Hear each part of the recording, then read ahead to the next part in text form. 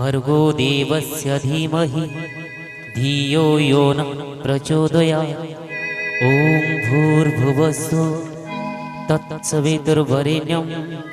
भर्गो देवस्य धीमहि धियो यो न प्रचोदयात्। यदा यदा हि धर्मस्य ग्लानिर्भवति भारत अभ्युत्थानम् अधर्मस्य तदात्मानं सृजाम्यहं परित्राणाय साधूनां विनाशाय च दुष्कृतं धर्मसंस्थापनार्थाय संभवामि युगे युगे। शंकर बहुत करे गायत्री मंत्र मंत्र ध्वनि अबे बहुत करबे।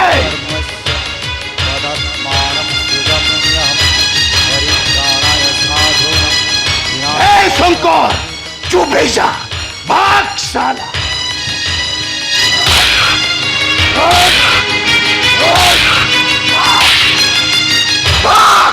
कौन है बाबूजी आमुटे ठाकुर डाक दियो।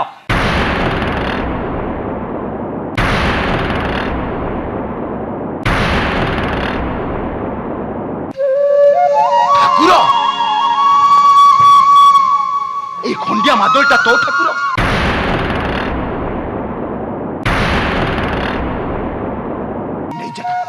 से किस समय रहिले मो मुंडटा को फटई दब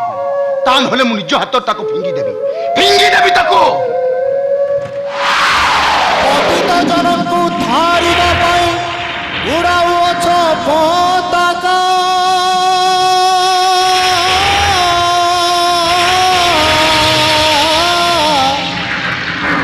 उजड़े पतित डाकी डाकी मरे हकिया देखा महाप्रभु हे। रही गले कहीं बाबूजी खंडिया मादल सेपा फिंगी दौ ना अच्छी बहुरे शक्ति अच्छी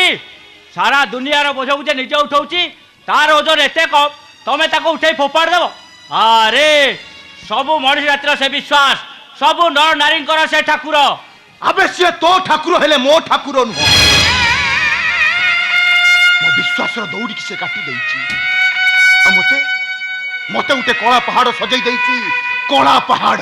नहीं बाबूजी तमें सेमिति कहनी जगन्नाथ हम हिंदू धर्म सर्वश्रेष्ठ ठाकुर। धर्म देखुछु कबे ताको कहि पारु धर्म माने कोन कहि पारु धर्म संज्ञा कोन नाही रे संग धर्म गोटे डिमिरी फूल डिमिरी फूल के दुनिया रे जेमिति कहि केबे देखि नांती धर्म को मध्य ठीक सेमिति कहीं के देखी ना मु भी दिन अदेखा धर्म पछे गोड़े हेले पाइले कौन बाबूजी तो हिंदू धर्म ठाकुर कहला तू हूँ हिंदू इस्लाम धर्म ठाकुर कहला तू हूँ मुसलमान ख्रीष्ट धर्म ठाकुर कहला तू हूँ ख्रीस्टिया। हाँ बाबूजी जे तो जे धर्म ठाकुर पूजा कला से तो सही धर्म रहला हेले मानव धर्म कहि पारिबु शंकर मानव धर्म कार धर्म मानव धर्म ठाकुर किए नाही रे शंकर এই ধর্ম পছরে গোড়াই গোড়াই আজ সবু মনুষ্য মনুষ্যর ক্ষতি করে চালিছে তথাপি আমি তাও বিশ্বাস করি বঞ্চিছে বাবুজি। আরে মরি যাওয়া দরকার যেবেঠু মনুষ্য ধর্মকে ভুলি ভাগ ভাগর প্রাচীর ঠিয়া করেছি সেবেঠু মনুষ্য মরি যাইছে কঙ্কাল হয়ে বঞ্চিছি কেবল মরিবা পর্যন্ত। ববুল নাই বে ববুল নুহ বাবুয়া সরি মেজর সাহেব ববুল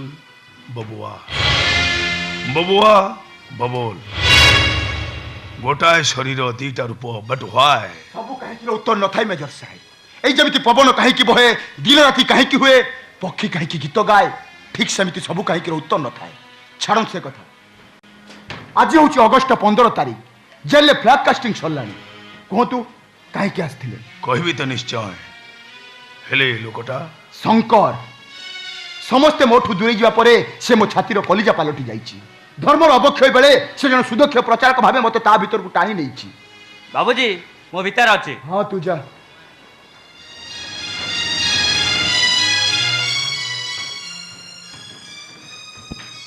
କୁହନ୍ତୁ ମେଜର ସାହେବ କାହିଁକି ଆସିଥିଲେ? ମୁଁ ତୁମକୁ ଜେଲରୁ ମୁକଳି ନେବାକୁ ଆସିଛି।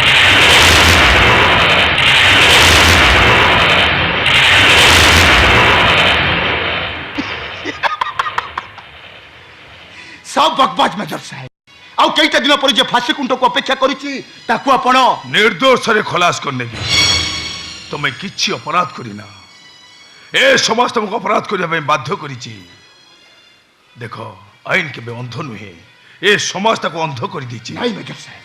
ମୁଁ ଏଠି ବହୁତ ସୁଖରେ ଅଛି ବହୁତ ଶାନ୍ତିରେ ଅଛି ଆଉ ସେ ନର୍କପୁରୀକୁ ଫେରି ଯିବାକୁ ଚାହେଁନି ଫେରି ଯିବାକୁ ଚାହେଁ ସେ ନର୍କପୁରୀକୁ ମୁଁ ଫାଶୀ ଚାହେଁ ମେଜର ସାହେବ ଆଇ ୱାଣ୍ଟ ଟୁ ହ୍ୟାଙ୍ଗ बबूल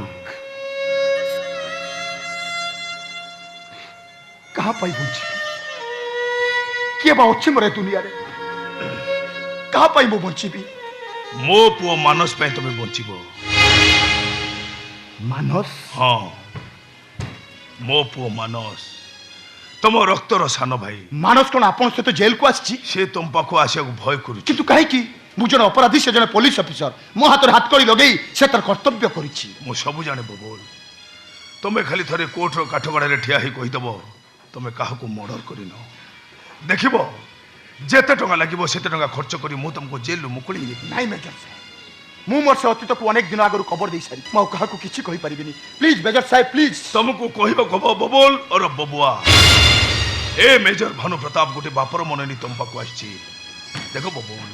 तुम्हें किसी अपराध करना तुम जगह जी था से ठीक एया था कह बबूल मु जाना चाहे तुम से अतीत आउ से अतीत हम तुम भविष्य मजबूत रास्ता कह बबूल मु जाना चाहे तुम से अतीत कह ଠିକ ଅଛି ମେଜର ସାହେବ ଆଉ କେଇଟା ଦିନ ପରେ ବବୁଆ ଯେତେବେଳେ ଫାଶୀ ପାଇବ ସେ ବା କାହିଁ କାହା ମନରେ କଷ୍ଟ ଦେବ ମୁଁ ଆଜି ଆପଣଙ୍କୁ ସବୁ ସତ କଥା କହିବି ମେଜର ସାହେବ ଆସନ୍ତୁ ମେଜର ସାହେବ